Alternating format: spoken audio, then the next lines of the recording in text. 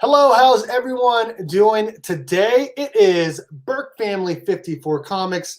My name is Steve. Welcome to episode 2 of What Do You Collect? I'm excited to have one of my good friends in the community joining me tonight. It'll be ComicManAndy. I will bring him in here in just a second, but I would like to invite you to subscribe to my channel if you haven't already done so. I do lots of hauls, unboxings, live streams, giveaways, all of that and more. All right, so like I said, we have ComicManAndy joining us tonight.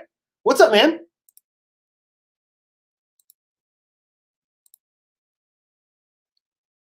Hey, what's up, man? Sorry, I just had to mute something in the background.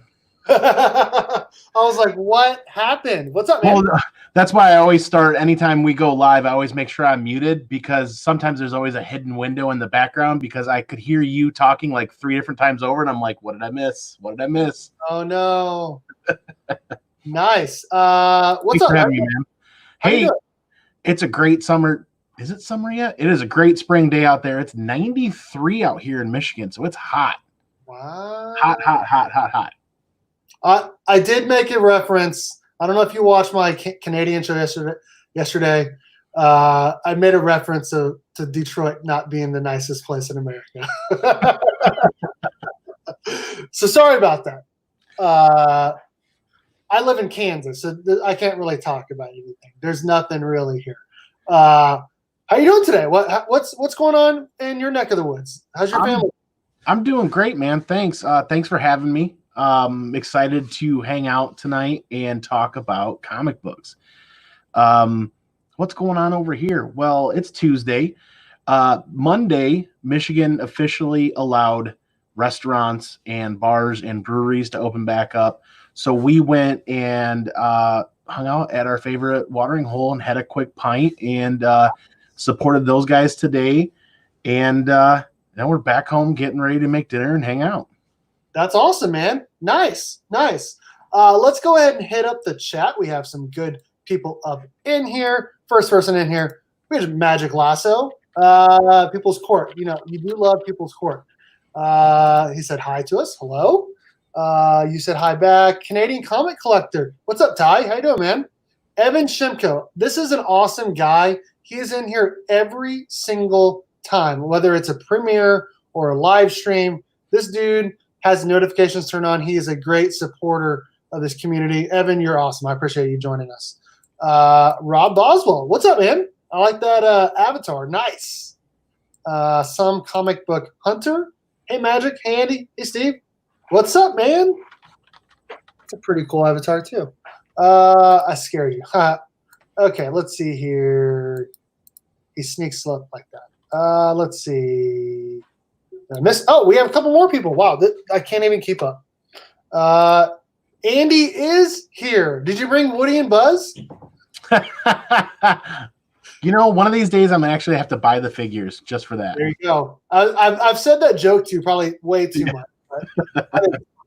I wonder what he collects. I suggested Saga to him, but he didn't care for it. Okay, well, we're going to talk about that tonight.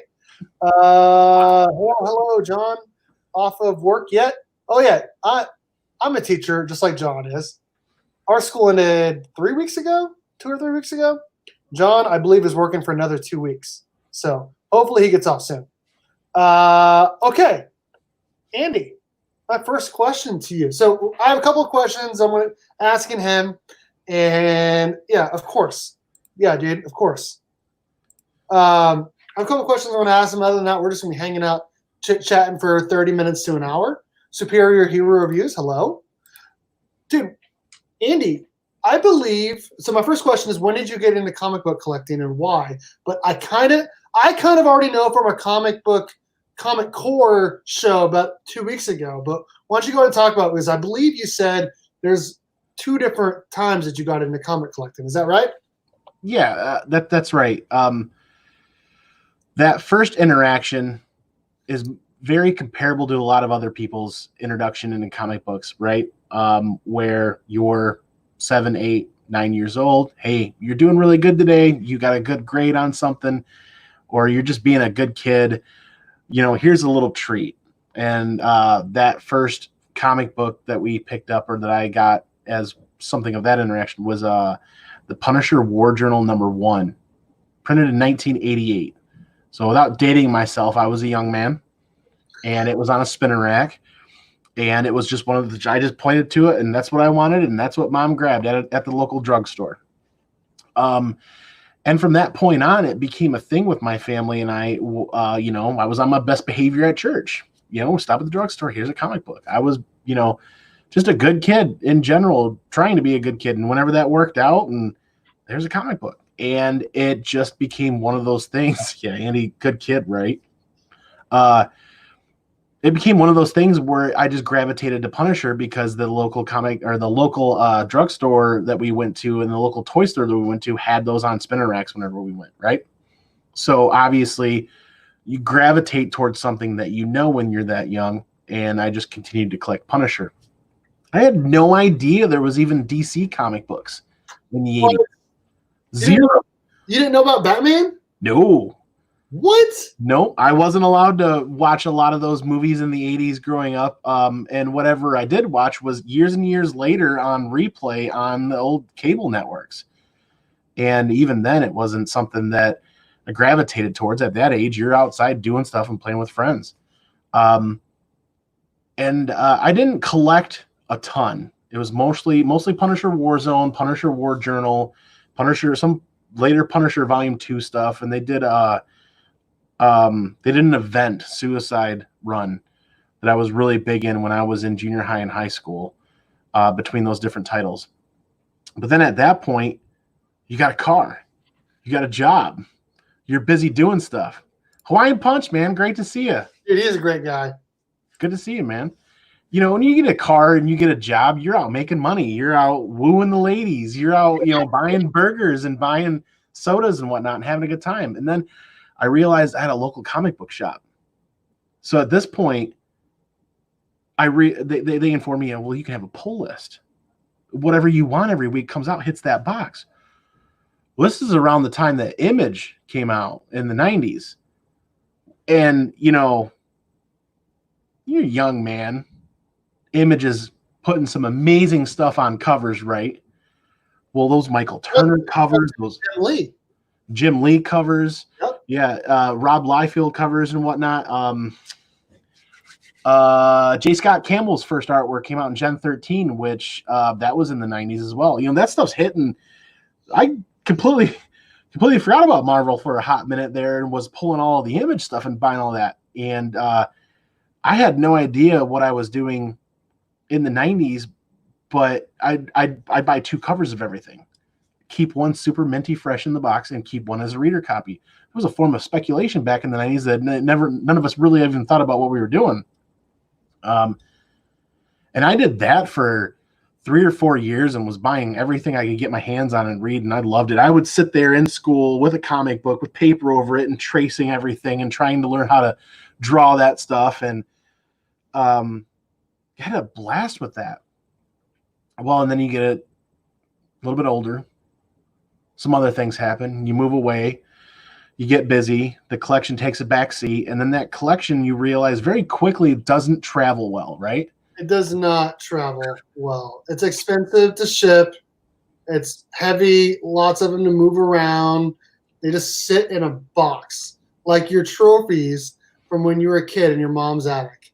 Oh, yeah. And I was buying up all the Dynamic Forces variants that were coming out back then with all the certificates, and I'm like, this is going to be worth money, and maybe they are, but not much more. Sure. I don't know. I got to look back and dig into that stuff and find the pricing on that. But I eventually got to that magic age of 21 where, oh man, I can go out and do stuff, really do stuff. I sold my entire collection for beer money one weekend. No, you didn't. For beer money? For beer money. And it was just one weekend where everybody's short on money. Well, let me take this to the comic book shop, see what I'll get. And the guy's like, I'll give you like $65.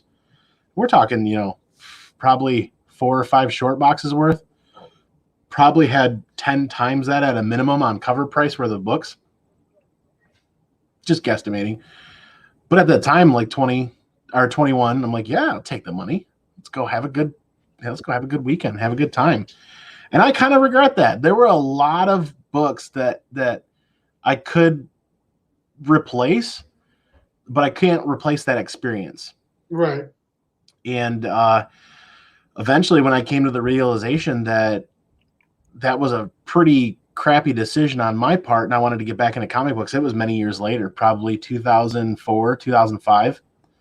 So I started to get back into comic books again, right? But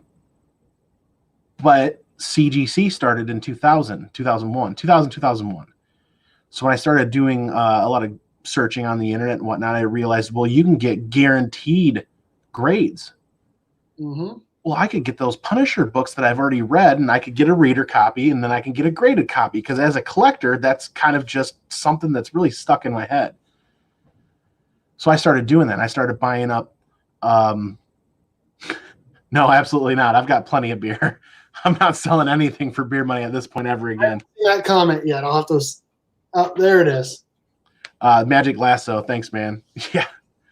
I started buying up reader copies again, and I wanted to rebuild my original Punisher collection, the entire run, all the Volume 1, Volume 2 stuff, the War Zone, the War Journal, and go back and see how it holds up and reads again. And that because of the fact that they have CGC out with graded books, I wanted to start collecting graded copies of that. When I discovered the CGC, I also discovered their registry. So not only can you get them graded and buy them pre-graded, you can collect them in a registry on their website, and you can compete with other people. Yo, Rob, what's up? I don't know about this. I did not know about this registry. Rob, what's up, man? That's the first time I know this. So any graded comic book that you have has the serial number at the top, right? You can enter that serial number and create a registry list, not only for competition with fellow collectors and friends, but it's also a great way to back up for insurance purposes and proof that you're the owner of that comic book. Okay.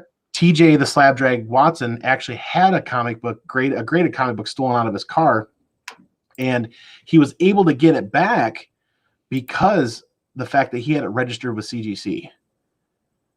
So after it had gotten stolen, mini story here, after it had gotten stolen and he had filed a police report, they had found it, and he had instant proof with the CGC that he owned that book.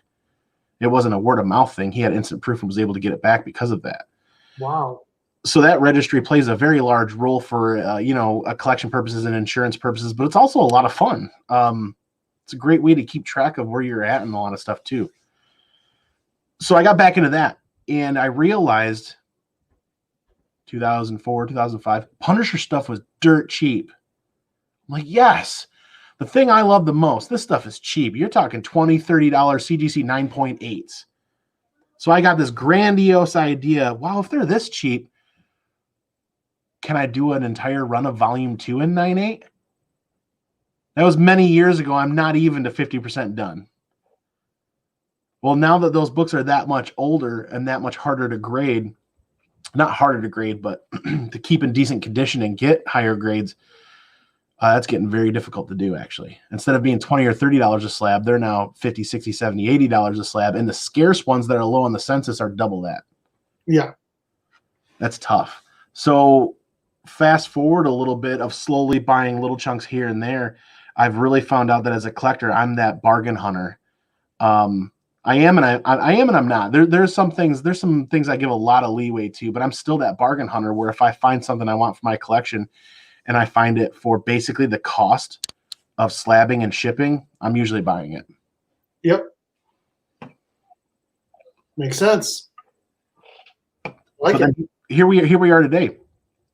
Just in the last year, because of how amazing this community is and support, cheering everybody on, and information. Look at the auctions that happen around here. Look at the information that gets shared.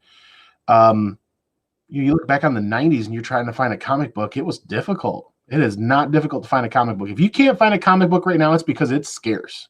Yeah. Like seriously, with all the avenues and all the routes that we have now. And then, yeah, this comic book collecting led into this introduction into the YouTube community where I wanted to start a YouTube channel because I had read online that it's a very good option to work on your public speaking skills, right? It is. I've had terrible stage fright for years, and my public speaking was never really all that great. My English is genuinely terrible. You would realize, you being a teacher, probably pick up some of the phrases and things I say that are just atrocious. But so I started this YouTube channel, and I found all these people in YouTube that were doing these contests and these giveaways, hanging out in groups. Google Hangouts was a big thing with the Comic Corps. I remember Google Hangouts. That was a huge thing, and I remember everyone being so mad that it went away. Yeah, change is difficult, right? It is. But yeah, so I started the channel. My first ever video on my channel is an entry to Bear Island's Royal Guard contest. I was just looking at my entry the other day with 60 views. And my video was a terrible video, but I tried. I listened to people in the community that said, just get on, do it, and learn as you go, and watch the progression as it happens. You own this rare Eminem Punisher comic. I don't. That one I don't see pop up hardly at all. And when it does, it's actually pretty pricey. That one came out in more of a modern era of Punisher when I wasn't really regularly buying Punisher stuff. So I missed that when it came out. And when it does pop up, thousands. Yeah, and when it does pop up, it's actually pretty pricey. The print run must be pretty low on that. So your first video was entry to Bear Island's Royal Guard contest. Yeah. I distinctly remember that video. I distinctly remember him kind of making fun of my buddy D-Runk a lot. That was fantastic. So that was your first video. Wow. Yeah. And beard was much shorter back then because I usually have to trim it down once a year. And it's been about a year since I started this. And I will admit this has helped out tremendously with my stage fright and my public speaking abilities. I think more importantly is it introduced me to a community that I never knew existed that is massive and incredibly supportive and a ton of fun to be a part of. Because there's so many different facets to this community. And there's so many different people that are part of this community. Everybody's got something different to offer. Variety is the spice of life, right? And then when you have that much variety, it sparks debate. And debate is a ton of fun. I love talking about comic books and debating about some of that stuff. And it's all really healthy debate too, right? Nobody's ever really wrong. We collect what we love and we love what we collect. You know what I mean? That's what I really enjoy about that community. That's where I'm at right now is I still buy a fair bit of comic books. I'm buying more modern stuff to read. And then I'm reading a lot of the stuff that we do on the Comic Corps' Modern Men on Monday nights. But more importantly, what I want to do and spend more time is on my YouTube channel and on the Comic Corps channel. And because I'm spending time with all these people. Case in point, with the last 2.5, 3 months, we still had this outlet. We were all geared to communicate, hang out, and talk like this, whereas this was a very big culture. The last 3 months was a really big culture shock for a lot of people. For us, we were just like, I get to hang out with my friends online more? Yeah. Content? Yeah. Every day or most days? What? Right. Wow. So yeah, that's my story is kind of a weird one. Well, actually, it can be comparable to a lot of other people where they've started, they've stopped, and then they've started again. Yep. And unfortunately, I can't let off on the gas pedal lately because it becomes a thing where when you get back into it and you're like, I like this, this, this, and this. And then after a year or two, you're like, you know what? I liked it, but it's not part of my PC. Let me move this to another community member that's willing to pay cover price or just under. This community is great about offering value, right? Sure. So members are offering value to each other and people are getting the content that they're looking for in those printed books. And that's where I'm at, is I need to consider doing that. Cause I'm a black hole collector.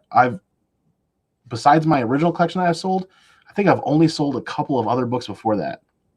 And it was just because of somebody didn't have that book available to them and my LCS did. So I just repackaged them and shipped them. Right. So I really need to get into selling, but I don't want to. I don't really want to either, just because it's more of a headache. You got to ship stuff, and it could be damaged, could be lost. I've had more comic books lost than people would actually think. By the they kind of suck. You did talk a lot about Spider-Man. I'm getting this slabbed. Nice. You have one behind you. I think it's an 8.5. Yep. That's pretty sick. I see something else behind you. In fact, I see several of them behind you. There's a title. I'm going to go ahead and put you full screen because you actually have, so everyone can see it. There is one right next to you that you just recently got. Yep. I want you to talk about that book. I want to talk about why and how you got the Saga and why you collect it. Well, let's see it. Oh, not there. There we go. So Saga is one of those things where it came out in 2012. I wasn't focused on indie books at all, really. At the time, I was buying up a lot of Punisher stuff. And that was a very challenging time in my life and my wife's life, where we received the news that not many married couple ever wants to hear, as we were told we could never have children. So you process that, you go get a pint, you hang out, you're like, wow, I need time to sit on this. And then when you're all done with that, you realize we could live for ourselves and make a new plan. So we started coming up with a 5-year plan, right? Which included, we're going to do something hobby related. We're going to get back into some hobbies. We're going to buy a house. We're going to do some other stuff. And I'm like, I want to get back into comic books. Like harder than like back to the LCS, regular pull list. Like I was buying stuff online, but I wasn't going to the the LCS every week. I walked in the door and basically laid it out. What do I need to read right now? What's the first thing that I need to buy? Half the employees pulled out Saga, the trade paperback of Saga, the first one. Said, you need to read this. All right, trust you guys. I'll take it. And Image, $9.99, get you hooked in line. That first print of everything they release is always $10. That's a great deal. I'll walk out and I'll take that. I get home and I start reading it. And anybody that's ever read Saga knows what those first 2 pages are all about. It's about somebody giving birth to a child. I took that thing and chucked that right across the room, and I was furious, absolutely furious. I'm like, really? It's like, I got to deal with this now after we just spent all that time processing everything else? Yeah, that's tough. I picked that up, I put it on the shelf, and it was about 2 weeks later we found out we were pregnant. It's crazy. If that's not the universe shouting at you, then I don't know what is. I don't know. We read that and got deep into that, and we read that through the whole pregnancy and in the hospital and everything. And that story is just ingrained in our family now, to the point where I was like, well, I can chase Punisher stuff that I love, but I love this even more than Punisher, and I want to start collecting this book. And anybody that's collecting comic books knows that one of the first things you do is you identify the things that are harder to get, that might be a little bit more pricey, and you try to buy them before they get pricey or before they become ghost books. Yes. So you work on those first. So we've spent the last number of years saving up and buying for the printing, all the printings of #1. I think there's 11 different printings of Saga #1, more than I anticipated. And for a while there, some of them were $40 or $50 or $60, really easy to grab. #1's always hovered around $300-ish to $400-ish the last 4, 5, 6 years, something like that.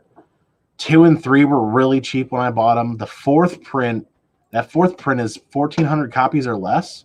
Ooh. So that one was pricey. 5th print was cheap. And then you got the Image first reprints and the retailer incentive, which was cheap years ago. Well, cheap's a very...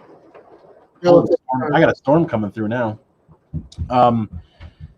That retailer incentive is limited to 500 copies, and only about half of them have been graded right now. So if you're into buying graded comic books, there's only half of those. So you're talking about 250 copies or less. I think it's 268 or under is what's actually graded right now. So that's kind of a tough book to find, but people have been moving them. A handful, 5 or 6 have always shown up every year, but the price has never really gone down. I mean, that book's been up to $3,300 and then back down a little bit, and it's just been kind of settling and hovering and waiting. But they've announced that Saga's coming back this year. So if Saga's coming back this year, like they've talked about, and if it actually is going to happen, we had to make that move this year. We both were fortunate enough to continue working for the last 3 months, but we weren't. You're not eating out. We're not going to the brewery. We're not doing this. We're not spending that. So what was kind of a pipe dream at the beginning of the year when we did our hunt list, this was the number one on our hunt list. What was kind of a pipe dream at first, really. Yeah, I heard it too. You did? I thought we had hail for a minute there. What was really a pipe dream at first all of a sudden became very realistic when you're not spending $30, $40 a week at the comic book shop. You're not eating out once a week for $60 or $70. Yeah. That adds up really fast, a lot faster than I thought. And I was like, well, MegaCon in Orlando got canceled. So we were building a budget to go to that, to visit the Comic Core down there. That money became available. Motor City Comic Con, which is our anniversary every year, got canceled. That entire budget became available all of a sudden. You know, a hotel at $150 to $200 a night, and we stay 3 nights. That's a big chunk of change right there too. So in having all these different little savings pockets for all the activities that we do, all of a sudden, every year, all of a sudden became available. And we're like, we need to have a discussion and we need to see about making this move. So we did it. You did it, and you did. My hands still sweat thinking about this book. This is, I don't even want to touch it, as crazy as that sounds. But that is probably one of the, I don't want to say it's the hardest to find modern Grail, because they still pop up and you still see them. It's just acquiring it for, I mean, everybody, you know, God, I don't have words. So for those that don't know, explain what that book is. So it's the Diamond Retailer Incentive Saga that came out in 2012, in April of 2012. It's limited to 500 copies, and it's been tougher to get in higher grade. There was only 500 copies. A lot of people saved them. It's probably one of my favorite covers of all time. So for those that do not know, I'm going to pull this up. I don't know how much you spent, and I'm not going to ask you, but I'm going to tell you what it's worth according to Go Collect. Obviously, Go Collect is different. Go Collect says $9.8, which is what you have. Mm-hmm. $2,450. That's definitely fair. That's definitely a fair market value for it right now. The last copy I saw that showed up on eBay was posted for $4,000 though. Yeah, usually eBay commands a higher price than FMV. Yeah, and you know, people that have, when you've got a book that's that limited, the people that have it that are willing to part with it, they technically kind of control the market for that book, unfortunately. They do, because it's a buyer's market. Yep. Everyone wants to buy that stuff. But you know what the scary part is? The hardest copy, what's going to be the most difficult challenge to complete that collection of run of number ones is going to be the Image First reprint. I've got the 2012 and I've got the 2017. The 2014 reprint's going to be the hardest because it was the lowest print run and it's a $1 book. Who cares about the condition of a $1 book? I used to have an Image First. I don't know what year it was, but I used to have an Image First of Saga number 1. And I also read the first 2 pages, and I chucked that stuff because I was like, I don't want this. It is by far the best story, I think, modern story that I've ever read. There are a lot of amazing stories out there, and I've got to experience a lot of amazing stories on Comic Core's Modern Men every Monday night. But this is by far the most amazing modern story, in my opinion. You know how many people are drawn into the comic book community that have never collected comic books because of this? A lot. There are channels on YouTube dedicated just to Saga because of Saga. And the people have never even considered collecting comic books until now. There's an entire podcast called the Horns and Wings podcast where they review each individual issue thoroughly for an hour. Yeah, I know the notifications, like we were saying earlier, I've been subbed to Burke for almost a year now, and I show up today and I'm looking at his channels and it said I wasn't subscribed. That was really weird. Same thing happened here when I went to your channel a couple weeks ago. Yep. So finding that 2014 in a 9.8, I don't know if that's going to be possible. That might be one of those things where you just have to start buying what you can find and hoping for the best. Buy it raw and just get it graded. Yep, that's where I'm at with my Punisher collection, because the census numbers are so low and those books are getting so old. You just have to buy the best raw copies that you can find for an affordable price and try to get them pressed, and hopefully they come out decent. All right, this is what I want to. We have a couple people that joined us. We had Manny from Chino Comics and More with the awesome Flash shirt, the Wally West Flash shirt, because Wally West is the best. Longbox Diving, I did a show with him, with you, almost 2 weeks ago. Phil Alien, hello. We had lots of good people in here. Okay, so for those that don't know about ComicManAndy, why don't you talk about what you do on your channel and talk a little bit about what you do with the Comic Core, because you have your own show. I think you do more than just one show, right? Mm-hmm. What the Comic Core is, talk about your channel and what all kind of content that you do. My channel is kind of a weird hodgepodge of whatever sounds interesting to me at the moment, whether it's grading books or unboxing books or hunting stuff. Like, I'd like to figure out how to do the whole mobile thing like Biggie Shack does when I go out hunting books, because that's really cool. I'd like to be able to share that. I'm trying to make it get it to the point where I'm comfortable enough editing content so that I can do something once a week. Because I definitely see a greater amount of interaction with people if I'm doing something once a week. So I'd like to get back to trying to achieve that goal. But every week on the Comic Core, the Comic Core is really about building the community, right? Making content that's interesting, reading comics, some hilarious shenanigans on the Wednesday show, the Thursday show, just talking comic books. Every night of the week is what our goal is, to put out content for people to watch and be a part of. And the live streams, they're all live streams, 10 p.m. every weeknight. Hey, Count, good to see you, man. So Monday nights, Modern Men is anything 19. I think Carson said 88 on is really where the modern era is, somewhere in the late 80s and on, and is where we're reading from that entire library. We're picking something new. And I know we're doing a Star Wars read next Monday, which is going to be a lot of fun. This past Monday, we just did Kingdom Come, which was Mark Waid, Alex Ross, which was fantastic. And that was my first read. I have mine, and I think mine are 9/8. It is obviously the raw. It's one of the best reads that you can ever have if you were a DC fan, if you're a comic book fan and a DC fan, obviously. It was a fantastic read that I had never read before. All the years seeing it on the shelves, seeing it in the boxes and the bins, I'd never picked it up and never read it until just last week, and I enjoyed it tremendously. The art by Alex Ross, usually he just does covers. He did the art for the entire series, and each book, I mean, they're trade paperback books. Like I want to say there's 60 pages in every one of those. Something like a lot. I don't know, but it's a really long story. All the art by Alex Ross, amazing. It's phenomenal. We enjoyed discussing it Monday night. We usually go for about an hour to an hour and a half. That's a lot of fun.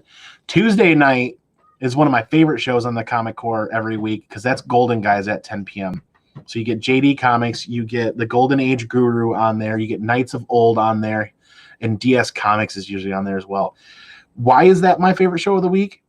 Because I know nothing about Golden Age until I started watching this. And if you're at your local garage sale, if you're at your local flea market, and you're not sure if something's worth something, you can at least watch that show and gain a lot of knowledge very quickly without having to carry a manual with you. Or, well, now everybody's got a phone with, you can Google search stuff.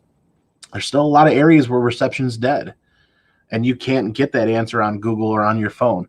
So being able to learn about Golden Age and being able to watch about it is a huge asset. So when you're floating around your neighborhood at a garage sale and you see a Golden Age book, even though it might be a 1.0 or it might be a detached cover, or God, look at Superman look at the first pages of Superman. Just a single individual page costs thousands of dollars now. Yeah. What you would think would be, oh, I don't want nothing to do with that. You're passing up money. That's why I'm watching Golden Guys, is so that I'm not passing up money if I see that, or passing up something that ends up being in my collection. Wednesdays, Also another, I love every show of the week. Wednesday's a hilarious comic book show. It's called the greatest comic book show ever. Kevin, what's up, dude? Don It's Dizzle. a comedy thing. Don Dizzle. Wow, we got quite a few people hanging out, man. Peeps up in here. Wednesday's a lot of fun with Bear Island Comics on there, White Whale Comics on Comics Misexplained. John's Comics with Kids is on there as well. Sometimes I pop in if I'm available because they're just a riot. It's a good time. Thursday night's still fairly new. I think we're 10 or 11 shows into that, and that's just kind of around the horn, person to person. It's like a talking panel, right? It's a talking heads panel. 4 people, 3 people, whatever we can come up with. And the topics we usually dream up in a group as far as like what people are passionate about. And the idea of that Thursday night show is really to find people that don't know about the Comic Core that are interested. They can be on, so they have an opportunity to learn about the Comic Core, but in return, they get an opportunity to talk about their channel. It kind of gives them a platform as well and what they're passionate about, what they're interested in. So those people have been contacting me and sending me bits and pieces of what they're really passionate about. And then as topics become more developed, then those people, I send them a message and be like, hey, yeah, we're going to talk about this. And I know you're really into this. Would you want to be a part of this episode? That's every Thursday. We're about 10 or 11 weeks in. It's still kind of a work in progress. And then Friday night hangouts on the Comic Core, they call it the Round Table now, is the original members pretty much hanging out talking about what they're interested in for that Friday. And they take Saturdays and Sundays off. But the idea behind the Comic Core really is to have content every night of the week for people that are interested in being a part of those live shows and live streams. Or if sometimes we occasionally do the recorded content, we'll see where that goes. We really enjoy the interaction. That's why we do it. That's why we're passionate about going live. And that 10 p.m. slot has always kind of been available and quiet. And it's just kind of continued to work like that. Kevin is giving me all sorts of hell here in the comment section about I don't wear sleeves over the summer because it's too dang hot. Like I don't think you wore sleeves in the wintertime either, man.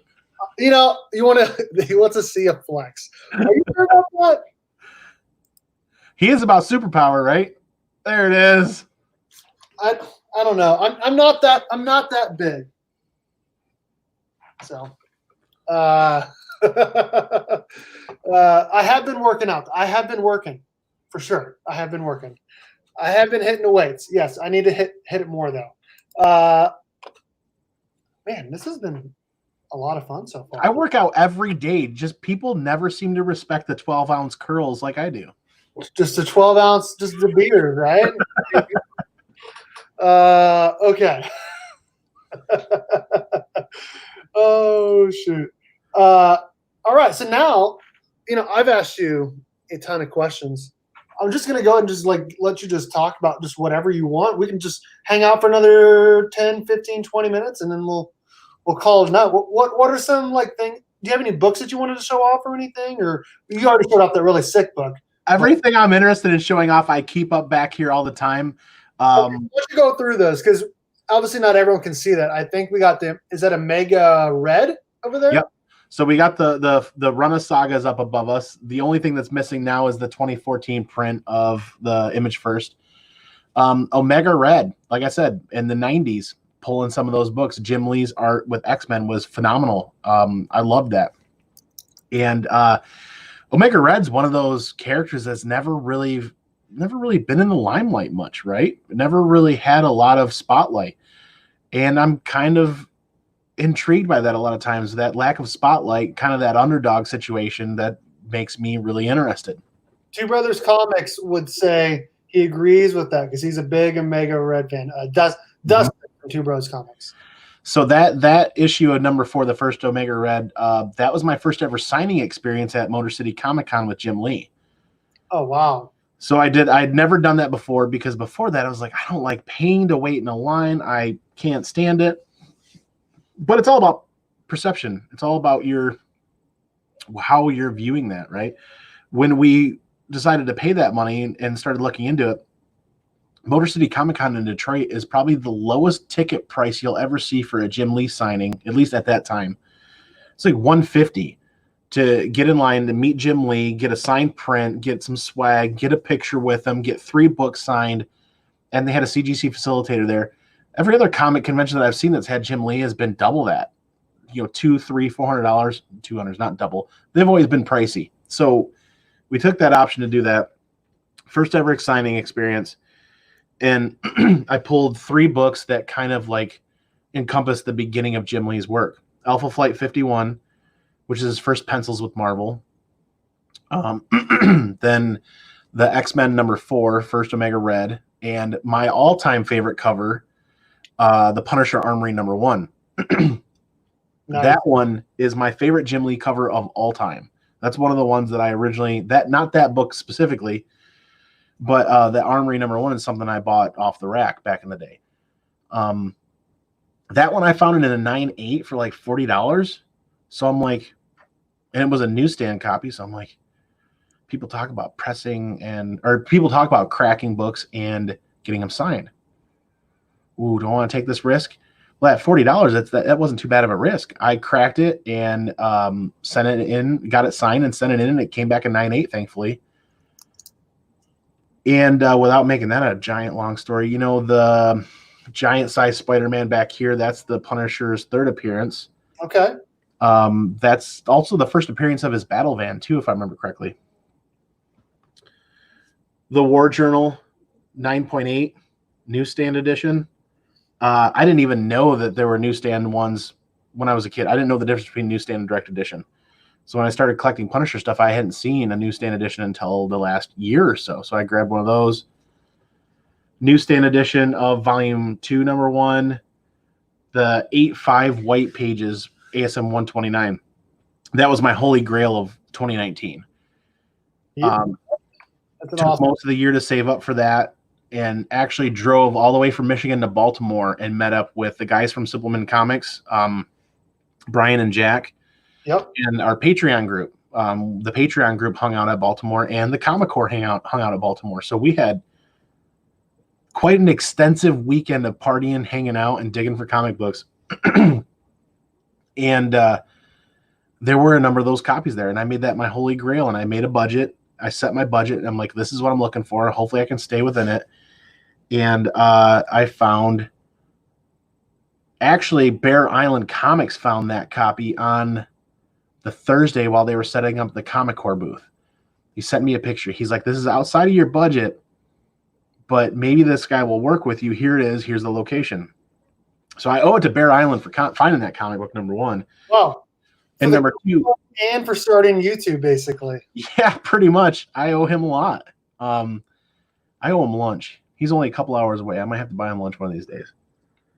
But I got there to the convention. Floors opened up, and I did the craziest thing ever, and I went like the Roadrunner, 1,000,000 miles an hour up and down every aisle, trying to pinpoint where every ASM 129 was, what's been my budget, what's exactly what I'm looking for, and I was eyeing an 8.0 white pages or better.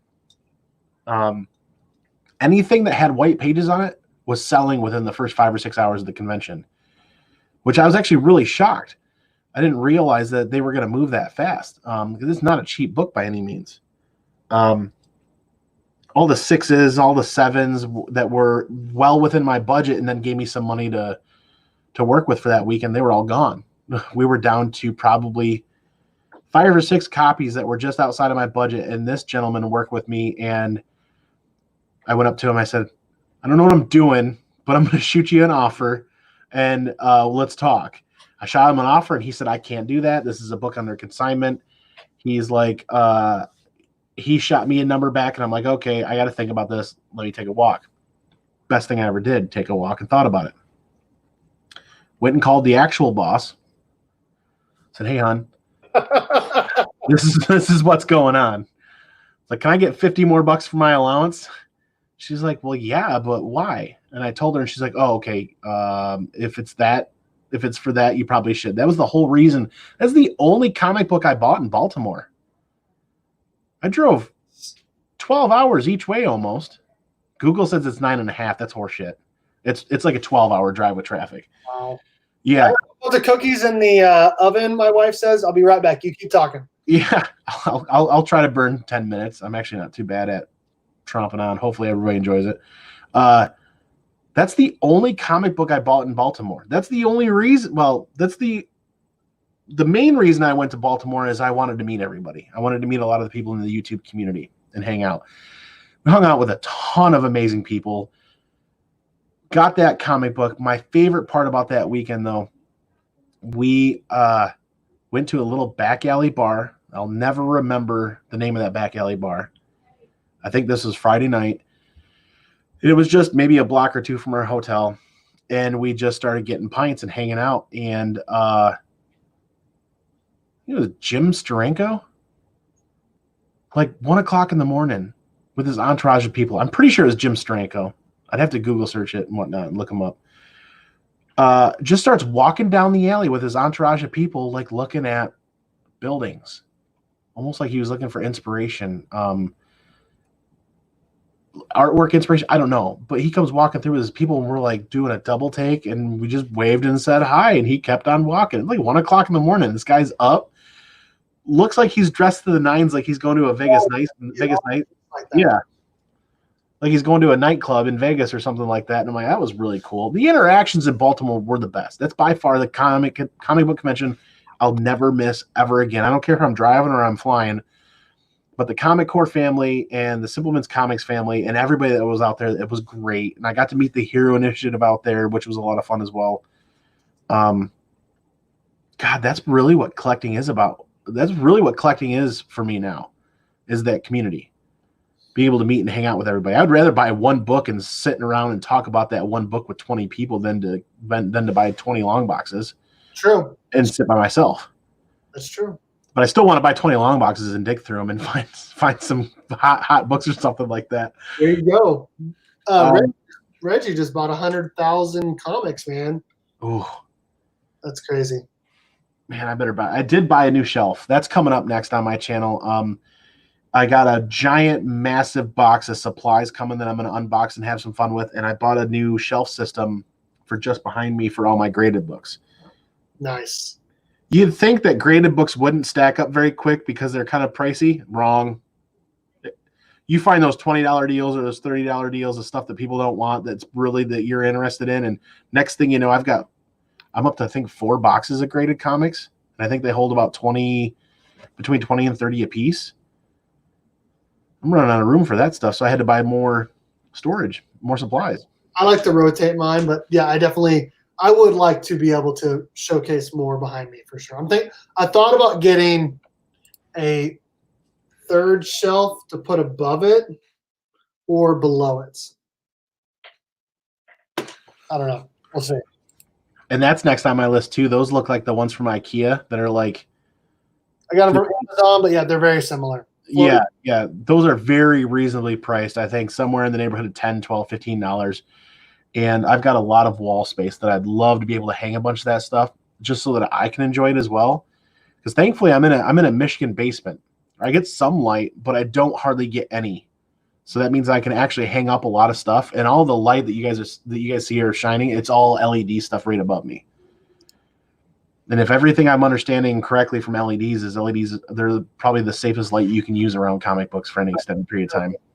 I'm on level. We're on a slab here, and the sun ends right here. So the sun is always shining in. So I had to get some black curtains. I usually don't like to do all slabs behind me. Very rarely do I do 2 rows of slabs. I usually do 1 row of slabs, 1 row of raw, or I do all raw. But I do have 2 slabs on the wall that you can't see over here that are not in direct sunlight. I owe Rod the Rican. I owe him credit for this idea, because when I first started watching Rod the Rican over a year ago, Just a Rican in his comics on his channel, he had some slabs hung up behind him, and I'm like, dude, that is really cool. And he had a Punisher Volume 1 #1 hanging up there, and I'm like, yeah, that's awesome. I would love to be able to do that with some Punisher stuff, because it's you're on the channel, you're sharing yourself, and this is your opportunity to share what you're passionate about, right? Yep. So it's you, it's your brand, it's what you love. And if people don't like that, they're either not going to watch, or they're not going to comment, they're going to go somewhere else and find the other things they're interested in. That's great. But everybody that is interested, it's going to draw them in and want to talk about comic books. And that's exactly what I'm here for. Nice. Talk about comic books. Okay, so we got just a couple minutes left, 5 to 10 minutes here. Why don't you go and talk about what you have coming up on your channel, or what you're looking forward to getting the rest of the year, like some things on your list that you haven't already got. So what are you looking for? And yeah, the desk with the slabs is a great idea. It is. It is a cool way to display them. So yeah, what are you collecting the rest of the year? What do you got going on your channel? Ooh, we have hopefully a major milestone coming up with the Saga collection. Before this whole situation happened with the world, I located a couple of copies of the Saga Mexican variant. There's a Mexican variant. It can be found on eBay pretty frequently. The problem is getting them shipped without damage, and getting them back in 9/8. I got 4. He's going to do a pre-screening show on his channel out. Then he's going to do a show also where he walks me through his grading process on my channel. Then we're going to do the CGC submission. So I'm really looking forward to that. That's probably going to be a little bit away yet once they're graded and they're back. But the first 2 episodes will be in the next few weeks. My channel, I got a couple of experimental videos I'm going to do with unboxing some supplies. And I'm getting ready to do a couple more videos for my grading vlog where I'm just trying to figure out how to grade better. So I sit down and I try to do it, and I take some advice from people in the community. But what I'm really excited about this coming Thursday on Andy Given Thursdays on the Comic Core, we're going to talk about something a lot of people have talked about on YouTube, and that's undervalued X-Men keys and X-Men books. Newbie Comic Collectors is one that's done one. The Simpleman's Comics family, they've done an episode, and there's a lot of people that have talked X-Men keys and X-Men books. And what's great is because so many people are talking about it, and so many people have different ideas, that it's kind of a cornucopia of different thoughts and processes on what people think is going to be the next hot books, or what people think are books that you got to hold on to that are part of your PC and your black hole collection. So we've got 3 really great guests coming up for that we're going to do. What else? On Saturdays, the Downright Nerdy podcast. Yep, with him and Jackson from Bored and Annoyed podcast. We've been doing some reads on Saturday nights. We're going to read Sandman coming up here soon. I don't know if we're going to get it done in time for this Saturday, maybe the Saturday after, but that's going to be on Bored and Annoyed's comic, or Bored and Annoyed, their YouTube channel. And they've named that show Downright Annoyed with ComicManAndy. It's a combination of the 3 channels. That's a lot of fun, and I'm really excited. We're planning our next Pinky's Out podcast next month. Now that Michigan's lifting a lot of the restrictions, the campgrounds are opening back up. We can get the camper out, go to the campground, start a fire, and record an entire night's worth of podcasting while drinking around the fire, and then call it a night. And we're looking forward to that. So there's a lot of little stuff that I'm experimenting with, but then there's a couple of big things coming up here soon that'll be a lot of fun, and I'm looking forward to your 1,000 subscriber contest that you might be doing soon. I'm gonna post it tomorrow. I'm gonna only post 1 video tomorrow, and that's gonna be it, because I feel like everyone's gonna want to win a couple of slabs. I finally got it in yesterday. I checked it over. The slab actually did have some like crack pieces on the inside, and the book moves just a little bit, but I'm not gonna, whoever wins it, they're just gonna be happy that they have a slab. You can't even. So that person that gets that slab can contact CGC for a mechanical error, and they'll send you all the information and a shipping slip to send it to them for free to get it repaired, get it replaced. Oh, nice. I bought a book off of eBay somewhere and found it with a chunk of plastic stuck in the middle, and I'm like, I don't know what to do with this. Well, I contacted CGC, and the guy's like, yep, we'll take care of that. It's a mechanical error. Done within 2 weeks. Dude, so okay, whoever wins this really cool slab, I'm giving away 2 slabs, and only one of them, the one that came in yesterday, has just like 2 little chips and the book moves just a little bit. So whoever wins, I will relay all that information to them as well. But there's some other cool things I'm be announcing in that giveaway as well. I'm pretty excited because I'm getting really close to 1,000, and a lot of people is going to watch that video tomorrow, hopefully. Yep. It's just a mechanical error thing that if you contact them and get the appropriate channels, they'll get you the information that you need to follow their process. I see a lot of people that talk about some of this stuff and they're like, I just don't care for it when this happens. Give a company an opportunity to correct when that happens. And CGC does a phenomenal job, in my opinion, correcting those things. I've had very few issues with them over the 3 or 4 submissions that I've done with them, and I've had a lot of success with that, getting help through them. Nice. I'm adding some stuff to our video right now. Sorry. Nice. Trying to get more people to watch it in their rewind. Yeah, I don't know, man. I did a lot of talking. Hopefully this is what you were looking for, because I just kind of rambled on and on. It was incredibly nice to be on a show where I didn't have to do any of the work. Yes, it almost is nicer to be a guest than it is to host. Yeah, because I have to come up with all the questions. Hey, the art chemist, what's up? Come up with the questions and whatnot. But it is nice because I just ask questions. I don't have to really think about it very much. I think my first question, I think you gave a 19-minute answer or something. I don't know. But I appreciated hearing the story because it's kind of nice because everyone has the same way. No one collects the same way. And that's why I started this show, is to highlight the different way people collect and talk about why they collect it, because everyone has different journeys, whether they started as a kid or as an adult or started as a kid and went away like you did and then came back. And they collect different things based on different reasons. So I appreciated having you on this week, man. It was a lot of fun. I appreciate the opportunity to be on. I really look forward to it. I really look forward to your next giveaway, your next contest. It inspires me to want to do another community thank you thing here in the future. So once yours is done and wrapped up, we'll see where a lot of other people are at, and because that's what get everybody in on yours and get everybody together, and then you kind of bounce from next one to next one to next one. And it's just giving back to that community that's helped build up where it is and what it is today, and continue to educate and pass down that knowledge to other people just getting into it, right? Yep. A couple people just jumped in here. JP, Comics Misexplained, Art Chemist, thank you for checking it out. We are just ending it right now. So you can make sure to check out the rewind. Andy said some awesome stuff about why he started collecting comic books. 19-minute answer, like you said, man, I wish I wouldn't have rambled so much. It was fine. Everyone was cool. Thank you, Andy, for hanging out with me and answering questions. It was a lot of fun. Thank you, everyone in the chat, for hanging out. We had a great time. Next week, I'm going to have Adrian Panda Nace coming on. He lives 2 hours away from me. He's a great guy. Oh, have him on for episode 3 of What Do You Collect? So, I can't wait to see that, man. I love his channel. Yeah, he's a great dude. All right. Thank you, everyone, for hanging out. And as always, go Cats, Cowabunga, and it's Morphin time.